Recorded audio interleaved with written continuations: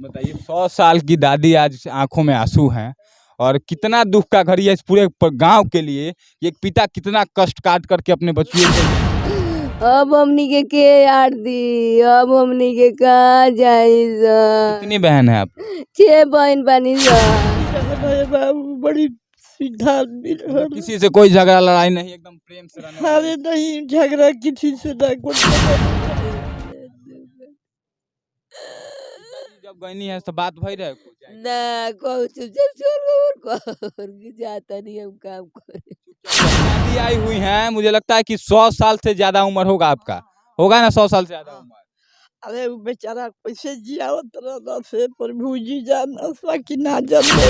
अब काल गइलन पहले पहले आजादी गान पते न चलवे ना सोच के गए होंगे कि अपने बच्चियों के लिए ज्यादा पैसा कमाएंगे ताकि अच्छे से शादी हो जाएगी, यही खाती गए रोपने गए थे और उसके बाद फिर लौट के नहीं आए। बिहार के छपरा जिले के मांझी में है और मांझी का यह छोटा सा एक गांव है, मटियार गांव है। और यहाँ पे आपको बता दें कि एक परिवार है जो कि परिवार आज जिस दुख की घड़ी में है। उनकी 6 बेटियां थी।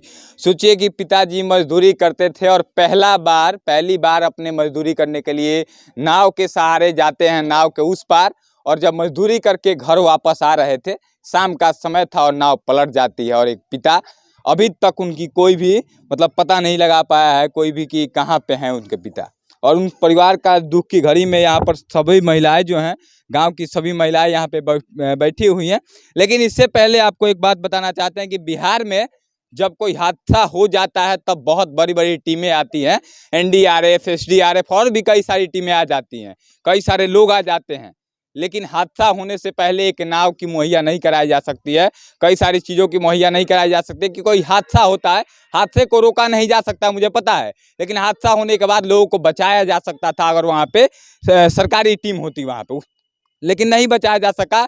3 लोग शायद अभी तक उस हादसे में मर चुके हैं, लाश को बरामद कर लिया गया है। वहीं पे कई सारे लोग अभी लापता हैं। उसमें से एक परिवार है जहां इनकी 6 बेटियां हैं। सोचिए 6 बेटी है और एक पिता मजदूरी करने जाता था ताकि मजदूरी करके कुछ पैसा जमा करेंगे ताकि हमारी बेटी की शादी होगी, लेकिन आज पिता ही नहीं है। सोचिए उनकी 6 बेटियाँ हैं। इधर लेके आइए, इन लोगों से हम पूछेंगे, क्या पूछें हमको तो समझ में नहीं आ रहा है, आखिर क्या पूछे हम इन लोगों से। लेकिन सरकार की एक गलती, सोचिए कि मजदूर वर्ग के लिए क्या कर रही है सरकार, कुछ नहीं। मजदूर वर्ग जाता है, कहीं भी डूब जाता है, कहीं भी कुछ हो जाता है, कुछ नहीं होता है, कोई पूछने वाला नहीं है मजदूर वर्ग को। आज देखिए उनकी बेटी लोग हैं, हम क्या पूछे।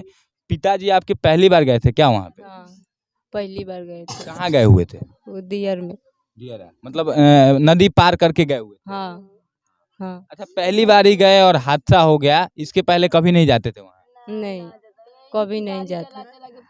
क्या करने के लिए वहाँ गए हुए थे? गए बंदरो मारे मुरे परोरा के लतर भसावे, परोरा रोपे खातिर गए रोपने गए थे और उसके बाद फिर लौट के नहीं आए ना।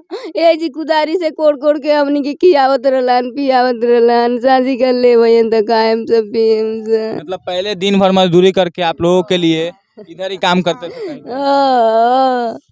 अब काल गइलन पहले पहले आजादी गान पते न चलवे ना। सोच के गए होंगे कि अपने बच्चियों के लिए ज्यादा पैसा कमाएंगे ताकि अच्छे से शादी हो जाएगी, यही ना सोच के गए होंगे।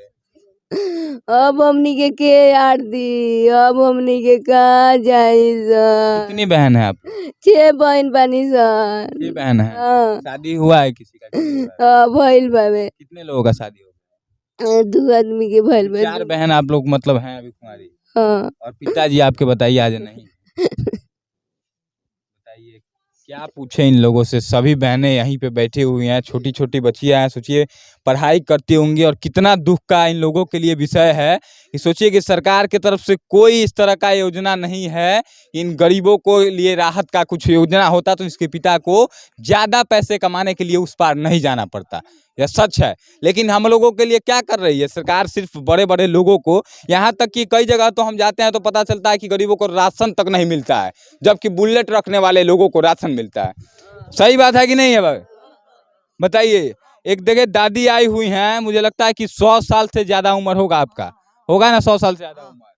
अरे वो बेचारा कैसे जियावत रहता से प्रभु जी जाना कि ना जान ले बबुआ। दुख के घड़ी में बताई आज अपना बच्ची लोग खातिर कमाए गए नहीं ज्यादा पैसा। अरे हमनी के तराते से बानी से समझाए खातिर हाँ, बाकी लेकिन समझत नहीं के। बताइए 100 साल की दादी आज आंखों में आंसू हैं और कितना दुख का घड़ी है इस पूरे गांव के लिए कि एक पिता कितना कष्ट काट करके अपने बच्चियों के लिए अच्छा आदमी रह रहे बाबू, बड़ी सीधा आदमी रह किसी से कोई झगड़ा लड़ाई नहीं, एकदम प्रेम से रहने वाले। अरे नहीं झगड़ा किसी से ना करता। अरे बाप रे बाप।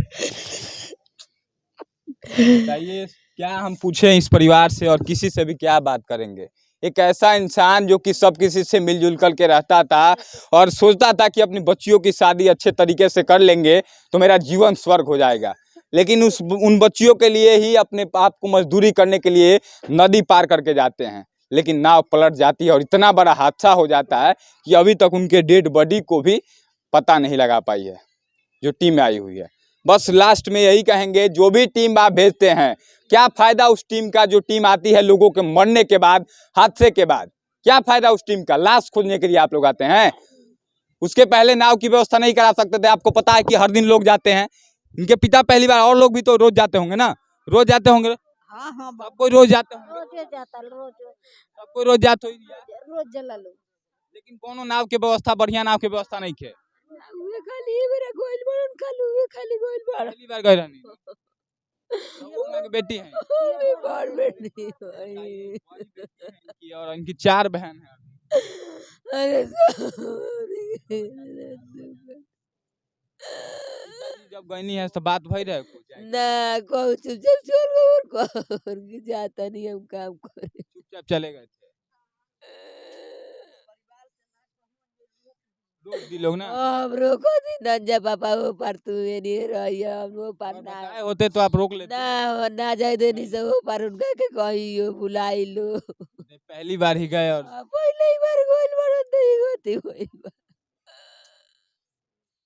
कोई आया था मिलने आप लोगों से, नेता होता कोई अभी तक नहीं आया। ना ना